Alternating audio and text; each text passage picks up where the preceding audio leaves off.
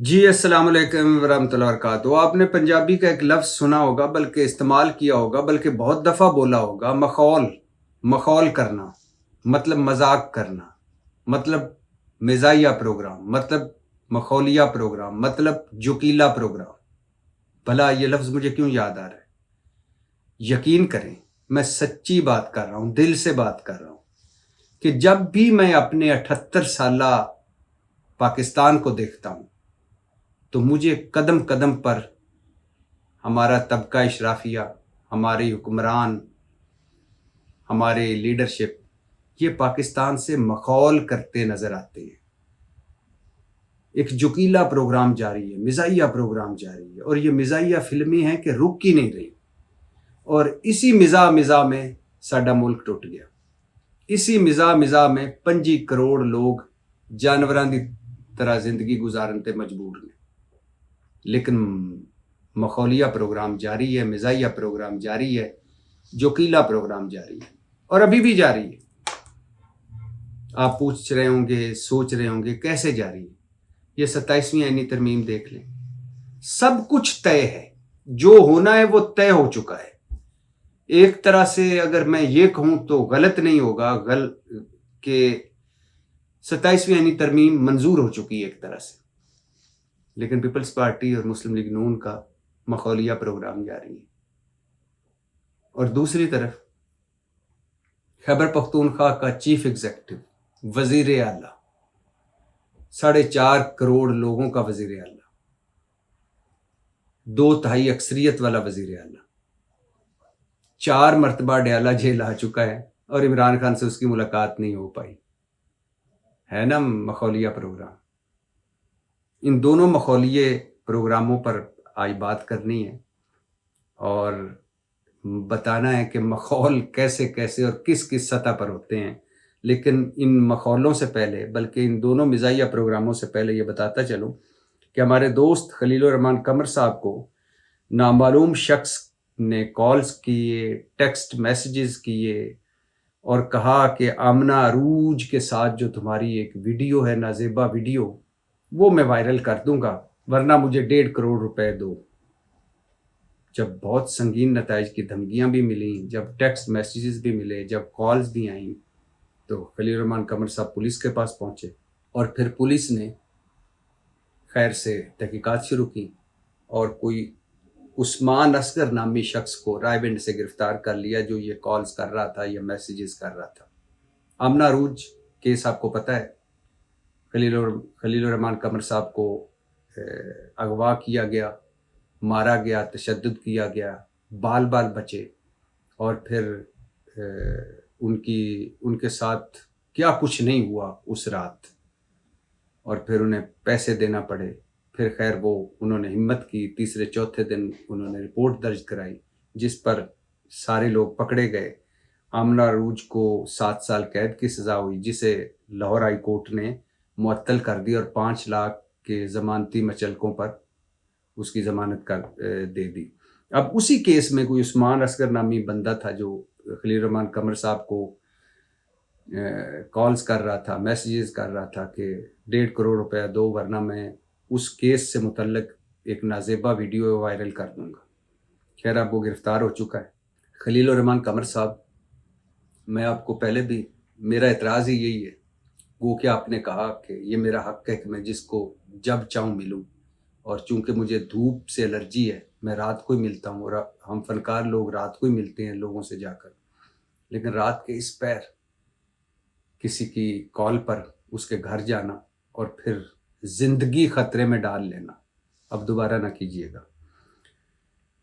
واپس اپنے موضوع پر آنے سے پہلے یہی بتاتا چلوں کہ اڈیالہ جیل میں قید معروف مذہبی اسکالر انجینئر محمد علی مرزا کیس میں ایک ٹرن آیا ہے۔ انجینئر محمد علی مرزا صاحب کے 2 عدالتوں میں کیس چل رہے ہیں، ایک لاہور ہائی کورٹ کے راولپنڈی بینچ کے سامنے ان کی ایک درخواست ہے، اور دوسرا اسلام آباد ہائی کورٹ میں ان کا ایک کیس ہے۔ پہلے اسلام آباد ہائی کورٹ کی بات کر لیتے ہیں۔ اسلام آباد ہائی کورٹ میں جو ان کو اسلامی نظریاتی کونسل نے کہا کہ یہ توہین کے مرتکب ہوئے ہیں، انہیں سخت سزا دی جائے، اس کے خلاف ڈاکٹر اسلم خاکی صاحب نے ایک درخواست دی ہے اسلام آباد ہائی کورٹ میں. اس پر جسٹس محسن اختر کیانی صاحب اس درخواست پر سماعت کر رہے تھے اور بڑے دلچسپ گفتگو ہوئی اس سماعت کے دوران. اس درخواست میں انجینئر محمد علی مرزا صاحب نے بھی فریق بننے کی درخواست دی، لیکن اس درخواست پر اعتراضات لگے ہیں اور ابھی جج صاحب نے کہا کہ ان اعتراضات کو دور کیا جائے تاکہ پھر میں فیصلہ سنا سکوں کہ انجینئر محمد علی مرزا بھی اس کیس میں فریق بن سکتے ہیں کہ نہیں.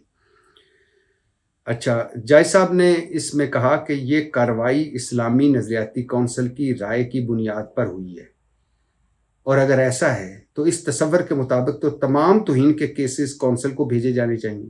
ڈاکٹر اسلم خاکی صاحب نے بتایا کہ کونسل نے اپنے دائرہ اختیار سے تجاوز کیا، مطلب اسلامی نظریاتی کونسل نے اپنے دائرہ اختیار سے تجاوز کیا ہے. ویسے اسلامی نظریاتی کونسل فتووں والی کونسل تو ہے نہیں. کونسل صرف صدر یا صوبے کے گورنر کی درخواست پر رائے دینے کی مجاز ہے. جج صاحب بولے، محسن اختر کیانی صاحب بولے، ممکن ہے اب انہیں انویسٹیگیشن کے اختیارات بھی مل چکے ہوں، اور پھر چونکہ اسلامی نظریاتی کونسل نے جواب جمع نہیں کروایا تھا تو جسٹس محسن اختر کیانی صاحب نے کہا کہ میں کہ 1 ہفتے کا ٹائم دے رہا ہوں اسلامی نظریاتی کونسل کو، اگر انہوں نے 1 ہفتے کے دوران جواب جمع نہ کروایا تو پھر میں اپنا فیصلہ سنا دوں گا.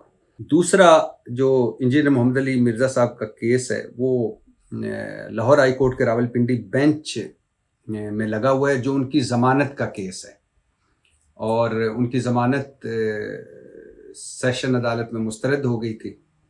تو ہائی کورٹ نے ضمانت مسترد کرنے کا فیصلہ ریمانڈ بیک کیا ہے سیشن عدالت کو، اور کہا ہے کہ لاہور ہائی کورٹ کے راول پنڈی بینچ کے جسٹس صداقت علی نے کہا کہ تمام ریکارڈز دستاویزات کا سر نو جائزہ لیا جائے اور دوبارہ فیصلہ سنایا جائے. اب 2 کیس ہیں انجینئر محمد علی مرزا صاحب کے. میں بہت دفعہ کہہ چکا ہوں کہ یہ وہ مذہبی اسکالر ہیں کہ جو درود پاک سے اپنی بات کا آغاز کرتے اور جو کہتے ہیں میرے نبی سا ہے ہی کوئی نہیں، جن کا یہ نعرہ ہے. ان کے وہ 26 اگست کو انہیں گرفتار کیا گیا. ان کی اکیڈمی جیلم اکیڈمی سیل ہے، وہ اڈیالہ جیل میں قید ہیں.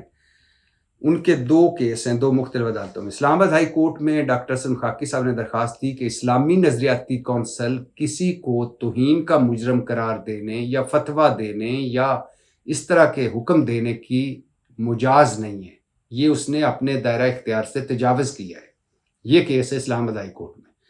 اور لاہور ہائی کورٹ کے راول پنڈی بینچ کے سامنے کیس تھا جو ان کی درخواست ضمانت مسترد ہوئی سیشن کورٹ سے، اس کا مقدمہ تھا، وہ کیس تھا. تو وہ دوبارہ بھیج دیا انہوں نے سیشن کورٹ میں راول پنڈی بینچ نے جسٹس صداقت علی نے کہ اس تمام ریکارڈ کا سر نو جائزہ لیا جائے اور پھر اس پر فیصلہ سنایا جائے. اور جب کورٹ کی بات ہو رہی ہے تو یہ بھی بتاتا چلوں کہ متنازع ٹویٹس میں اعظم سواتی صاحب پہ 2 کیس تھے. اعظم سواتی صاحب ان سے بری ہو گئے ہیں. اور یہ بھی بتاتا چلوں کہ پنجاب حکومت نے ٹریفک کی خلاف ورزیوں پر جرمانے بڑھا دیے ہیں. اگر بڑی گاڑیاں سگنل کی خلاف ورزی کریں گی تو 15,000 جرمانہ، اوور سپیڈنگ پر 20,000 جرمانہ اور موٹر سائیکل چلان پر 2,000 جرمانہ. تو کیئر کیجئے پنجاب میں، کہیں یہ نہ ہو کہ لاہور میں آپ جرمانہ ہو اور آپ کے پاس 15,000 ہوں ہی نہ. اور یہ بھی بتاتا چلوں کہ عدیل اکبر، ایس پی عدیل اکبر جنہوں نے خودکشی کی، اسلام آباد میں پولیس کے ایس پی تھے، ہفتہ 2 ہفتہ پہلے انہوں نے جو خودکشی کی تھی، ان کی بیوہ کو مرات دی گئی ہیں، سرکاری گھر الاٹ کیا گیا، ڈبل کیبن گاڑی دی گئی ہے، بجلی اور گیس میں تمام خرچ حکومت اٹھائے گی. یہ کہا گیا ہے 3 گن مین، 2 ڈرائیور، 1 باورچی، 1 مالی، 1 سویپر، اور یہ ساری مرات ان کی بیوہ کو عدیل اکبر کی ریٹائرمنٹ کی عمر تک مہیا کی جاتی رہیں گی. اچھی بات ہے، گو کہ مرات کچھ زیادہ لگ رہی ہیں، لیکن ٹھیک ہے، ان کی بیوہ کو مرات ملی. ظاہر ہے انہوں نے ایک پہاڑ جیسی لمبی زندگی ہے، ایک بچہ بھی ہے. لیکن سوال میرا پھر وہی ہے، بلوچستان میں جب عدیل اکبر تھے تو ان کے ساتھ کیا کچھ ہوا؟ کیا کسی سینئر نے بدتمیزی کی؟ کیا کسی سینئر نے ہراس کیا؟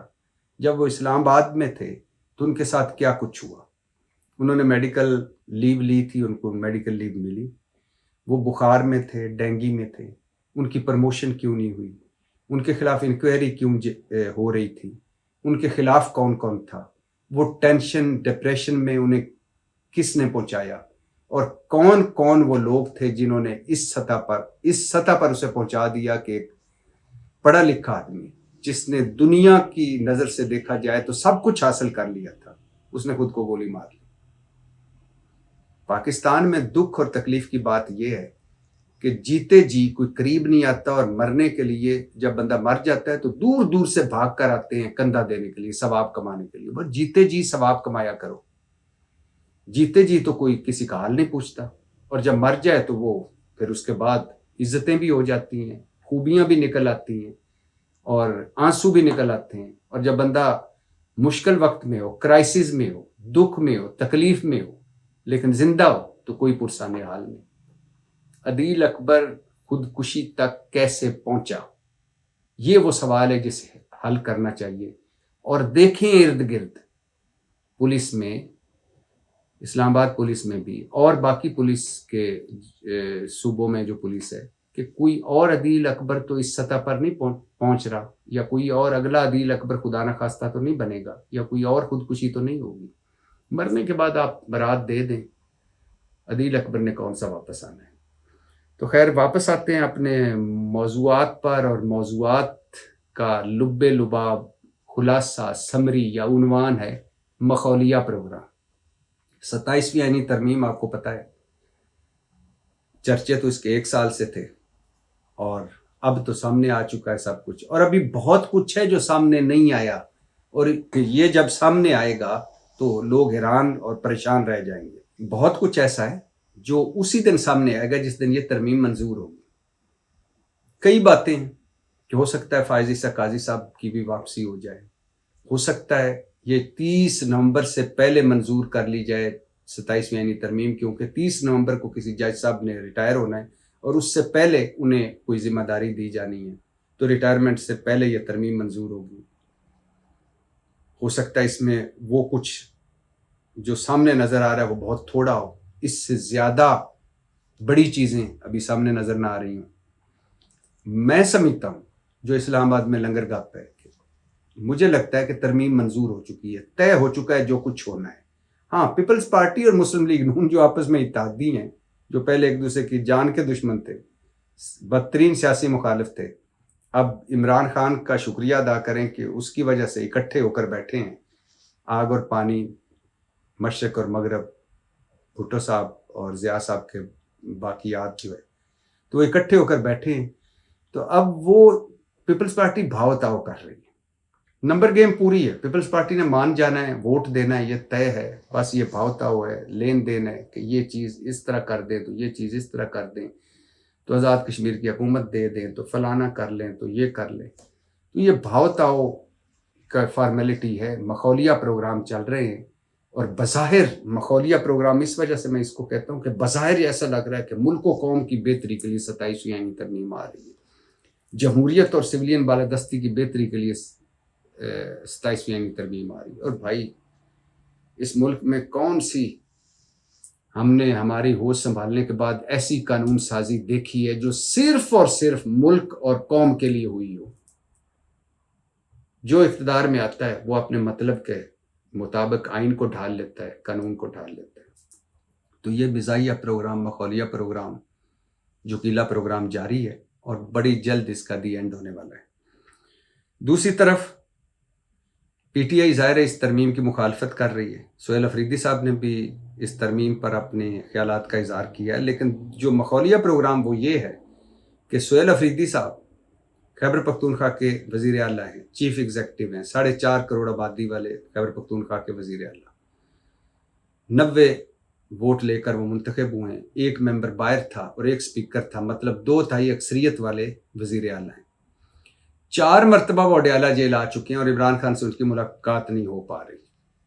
اب جو مزاحیہ پروگرام، جوکیلا پروگرام یا مخولیہ پروگرام وہ یہ ہے کہ سہیل افریدی صاحب نے پنجاب حکومت کو خط لکھا، سہیل افریدی صاحب نے وفاقی حکومت کو خط لکھا، سہیل افریدی صاحب نے سپریم کورٹ سے رجوع کیا، سہیل افریدی صاحب نے اسلام آباد ہائی کورٹ سے اجازت لی ملاقات کی، سہیل افریدی صاحب نے خیر سے شہباز شریف سے بات کی کہ میں نے ملاقات کرنی ہے. ان تمام ایفرٹس کے باوجود اور اسلام آباد ہائی کورٹ کی اجازت کے باوجود 4 مرتبہ وہ آتے ہیں پشاور سے اڈیالہ جیل اور ان کی ملاقات نہیں ہو پاتی. اور اب مخولیہ پروگرام سنیے کہ پاکستان تحریک انصاف نے قومی اسمبلی میں ایک قرارداد پیش کی ہے کہ سہیل افریدی صاحب کی عمران خان سے ملاقات کرائی جائے. آپ اندازہ کریں اس ملک میں جو مخولیہ پروگرام چل رہے ہیں، مزاحیہ پروگرام چل رہے ہیں، جکیلے پروگرام جو چل رہے ہیں، کسی شخص کا کسی قیدی سے ملاقات کرنا، اس کا کوئی تعلق ہو فیملی کا ہو، اس کی پارٹی کا ہو، یہ اس کا آئینی، قانونی، اخلاقی، سیاسی، جمہوری حق ہے. اور اگر اس کی ملاقات نہیں ہونے دی جاتی تو یہ غیر آئینی ہے، غیر قانونی ہے، غیر اخلاقی ہے، غیر جمہوری ہے اور غیر انسانی ہے. مطلب صوبے سے بھی درخواست کر لی، پنجاب کے مرکز سے بھی درخواست کر لی، وزیر اعظم سے بھی بات کر لی، سپریم کورٹ کو بھی آگاہ کر دیا، اسلام آباد ہائی کورٹ سے اجازت بھی لے لی، پھر بھی ملاقات نہیں ہوئی. اور اب قومی اسمبلی میں قرارداد آنے لگی ہے کہ سہیل افریدی کی عمران خان سے ملاقات کرائی جائے. آج پھر ان کی ملاقات ہے اور آج امید اور شنید ہے کہ ان کی ملاقات ہو جائے گی، کیونکہ اب تھوڑا تھوڑا وہ بھی کول ڈاؤن ہے. گو کہ انہوں نے کہا ہے 27ویں یعنی ترمیم پہ کہ صوبے کے حق پر ڈاکہ ہے، ہم اس کی مخالفت کریں گے. اور جتنے آپریشنز ہوئے خیبر پختونخوا میں، اس کے بعد بد امنی اور بڑھی، اور 17 سیٹوں والے ترمیمیں کر رہے ہیں، اور جن کے پاس عوام کا مینڈیٹ نہیں ہے وہ عوام کی توہین کر رہے ہیں. اس طرح کی گفتگو کی ہے، لیکن امید اور شنید کی جا رہی ہے کہ آج ان کی ملاقات ہو جائے گی عمران خان سے. لیکن ملاقات اب اہم نہیں رہی.